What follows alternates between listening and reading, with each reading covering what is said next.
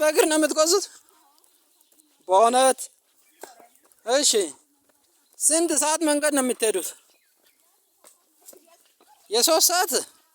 አሃ በጣም ይገርማችኋል።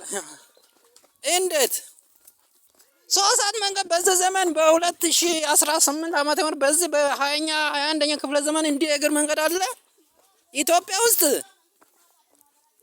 ውስጥ እችን ግን ኤደን ያያችሁን አይደል? ውስጡ በጣም ነው የሚያምረው። እኔ ራሱ አልሄድም ከዚህ በኋላ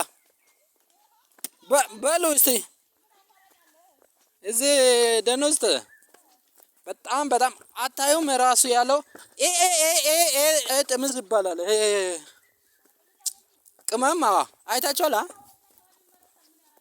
አሀ ይሄ እኮ ተፈጥሯዊ ሀብት ነው። ግን መንገድ ቢኖር ይሄ አካባቢ ቢለማ ለአካባቢ ምን ያህል ውጤት እንደሚያስገኝ አይታችኋል? ይሄ ትልቅ ወንዝ ነው። ደርሰናል። ከዚህ በኋላ ኦሬዲ የወጣ ነው አይደል? ጫካ የጨረስን ነው።